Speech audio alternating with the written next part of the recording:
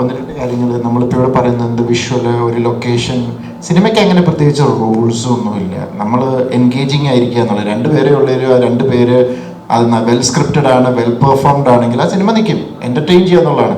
ഇവിടെ എത്രയോ 100 ആർട്ടിസ്റ്റ് നിന്ന് അഭിനയിച്ച പടമൊക്കെ ഇവിടെ തിയേറ്ററിൽ കൂടെ സർവൈവ് ചെയ്യാതെ പോയിട്ടുണ്ട്. സോ അതല്ല എനിക്ക് ഇതിനകത്ത് ഏറ്റവും അട്രാക്ഷൻ തോന്നിയത്, അല്ലെങ്കിൽ എനിക്ക് ഏറ്റവും ഇഷ്ടപ്പെട്ടത്, അർഫാസ് എന്നോട് വന്ന് ഈ കഥ പറഞ്ഞപ്പോൾ ഞാൻ അർഫാസ് അങ്ങനെ ചിന്തിച്ചല്ലോ എന്നുള്ള. ആസ് എ ഫിലിം മേക്കർ സാധാരണ ആൾക്കാർ ചിന്തിക്കുന്നതിൽ നിന്ന് വിഭിന്നമായി ചിന്തിച്ചു എന്ന് എഴുതി. അർഫാസ് ഇപ്പോൾ പറയുന്ന ലോകത്തിൽ ഇന്നേവരെ ആരും പറയാത്ത കാര്യമൊന്നുമല്ല.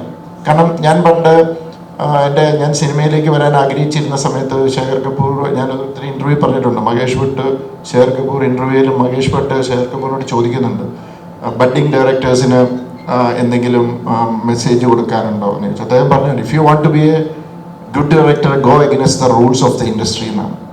അപ്പോൾ ഇവിടെ എല്ലാവരും ഒരേ പാറ്റേൺ, ഒരേ ഇത് എങ്ങനെ ചെയ്യും, അങ്ങനെ ചിന്തിക്കുമ്പോൾ അർഫാസ് വന്ന് എന്നോട്, അർഫാസ് പല കഥകൾ പറഞ്ഞിട്ടുണ്ട്, അത് പലതും ബാക്കിയൊക്കെ നല്ലത് തന്നെയാണ്. പക്ഷേ ഇത് എനിക്ക് ഭയങ്കരമായിട്ട് സ്ട്രൈക്ക് ചെയ്തു. കാരണം ഇറ്റ്സ് എ ഡിഫറെൻറ്റ് ഫിലിം.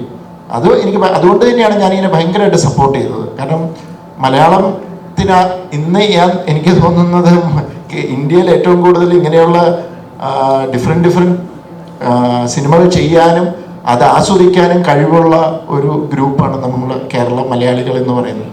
അതുകൊണ്ട് തന്നെ ഞാൻ ധൈര്യമായിട്ട് എന്നത് it's A very interesting film.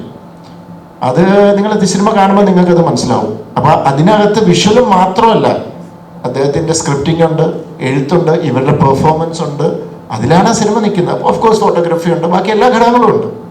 അപ്പം അത് നിങ്ങൾക്ക് സിനിമ കാണുമ്പോൾ മനസ്സിലാവും.